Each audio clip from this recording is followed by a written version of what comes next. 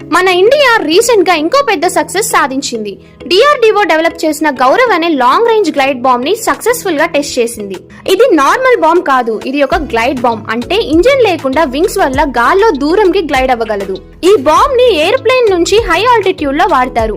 తర్వాత అది గాల్లోనే గ్లైడ్ అయ్యి డైరెక్ట్ గా టార్గెట్ మీద అక్యురేట్ గా పడుతుంది. ఎనిమికి తెలియకుండా అటాక్ చేయడం వల్ల పైలట్ కి రిస్క్ తగ్గుతుంది, సేఫ్టీ పెరుగుతుంది, స్ట్రైక్ కూడా పర్ఫెక్ట్ గా అవుతుంది.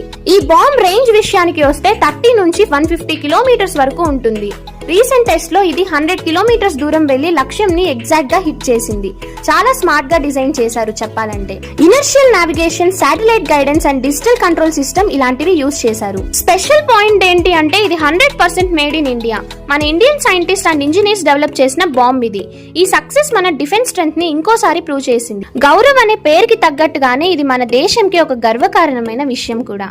వీడియో నచ్చితే లైక్ చేయండి. ఇంకా ఇలాంటి మోర్ ఇన్ఫర్మేషన్ కోసం మన ఛానల్ ని సబ్స్క్రైబ్ చేసుకోండి. See you all. Bye bye.